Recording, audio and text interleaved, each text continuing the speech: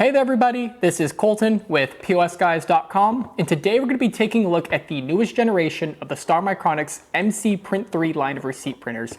Now this line is really popular with mobile tablet-based point-of-sale systems, and as such the newer model is going to come with a host of new features and upgrades that are going to make it better equipped to handle the busy demands of retail and restaurant locations. They've upgraded the print speed, made a bunch of changes to the interface port options, and made a bunch of quality of life improvements.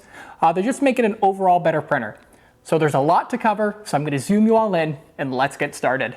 So to start off the review, let's take a look at the packaging. Now I don't usually do unboxings for these types of reviews, but I wanted to give Star some kudos because they have eliminated just about all the plastic in their packaging. The only bit of plastic that they have are, some like little cable ties and this little cap on the power supply, or the power supply cord, but that kind of just comes standard with everything. But otherwise, they seem to have removed all the plastic. Oh, a little tight here. And sort of wrapped everything in this little paper, brown paper material. That might not seem like a big deal, but I've kind of found that the point of sale industry especially is notorious for putting as much plastic as possible on everything.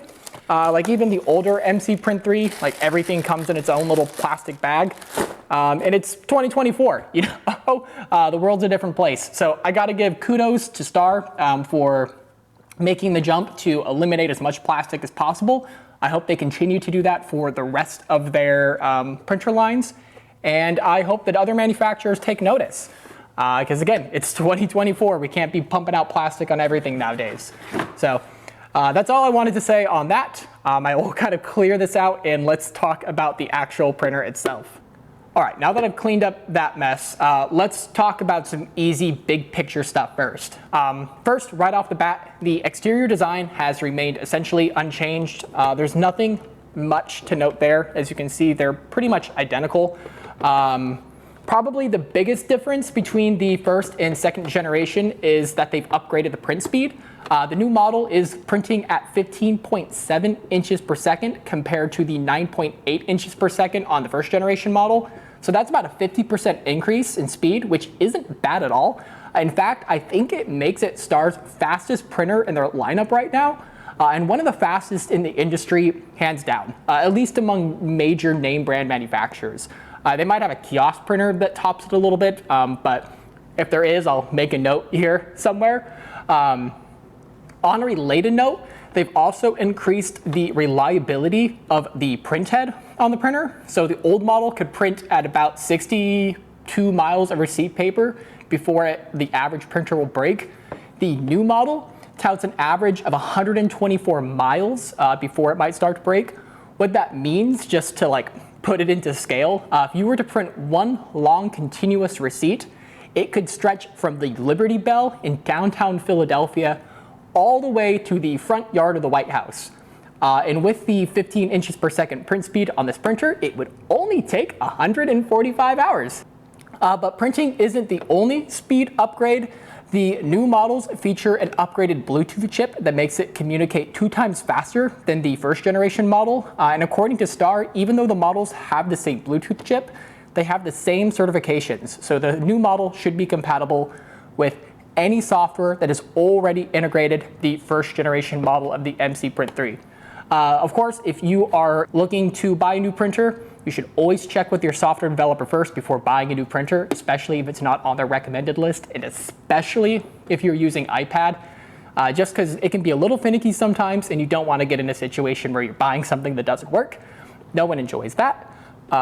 Also of interest to developers is that the new models are the first to support Star's new Cloud Print Next technology. And that should provide faster and more reliable communication between devices.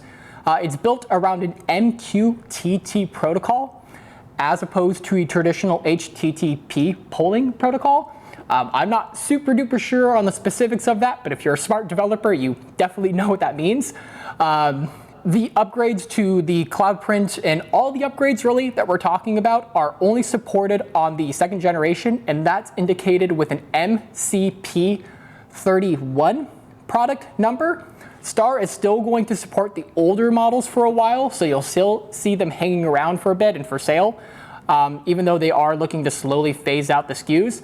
So if you are looking to make an upgrade, make sure that you're ordering a model that has the MCP31 in the product name, not MCP30.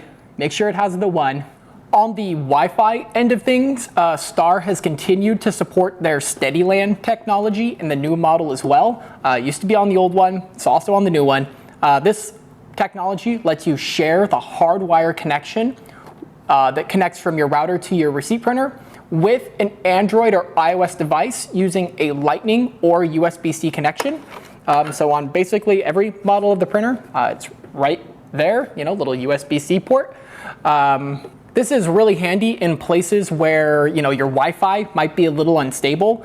In fact, one of the most common support calls that we get from folks in general is them having trouble with connecting their printers over Wi-Fi. So this is a really topical feature to have and is going to help a lot of people out.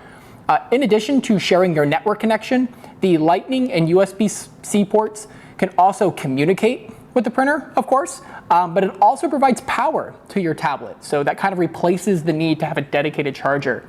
So you're kind of getting 2 birds with 1 stone. I can push 20 watts of power on the USB-C model. I wasn't able to find anything specifically on the Lightning model, or the Lightning port rather, but I figure it's around 20 watts as well, and I'll throw a note if I'm wrong there. But it's nice to know that with this printer, you could, with 1 cable, you can charge your device, communicate to it, and get an internet connection as well. So super cool that they kind of wrap that all up in one. Keeping on the topic of communication ports, one thing that is interesting about this new model is that Star has built in support for an external hub.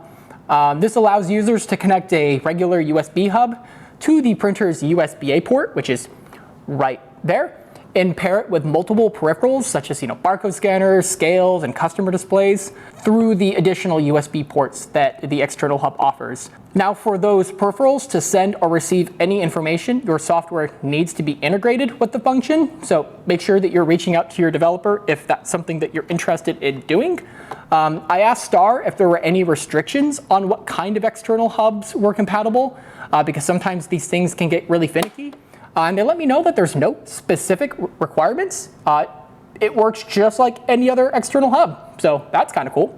Other small things here, just kind of wrapping up the list. The new model comes with 2 new sensors. One is a paper near end sensor that can alert someone if their printer is almost out of paper.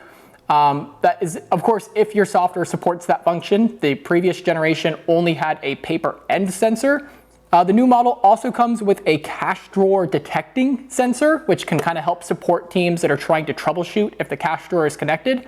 That's not really something that the average user is probably going to use, but I figured it's good to mention here. And if you're the head of IT for a large company looking to deploy a bunch of these, that probably means a little bit more to you. Kind of moving down the list, accessory support. Many of the accessories are backwards compatible with the old model and the new model.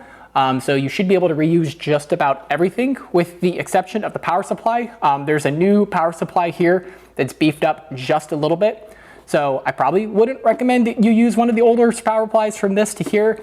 It probably works, but especially if you're going to be, transferring power and stuff and connecting in a bunch of peripherals, definitely make sure that you're using the new power supply. It ships with it anyway, so you shouldn't need to use your old one anyhow.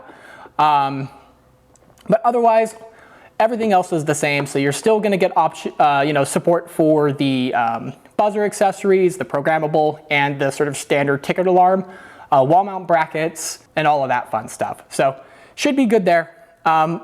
Other than the things that I've mentioned, the printer is pretty similar otherwise. Both the first and second generation models, of course, are going to feature 3-inch wide printing with the option to do a 2.2-inch wide print with the included plastic spacer.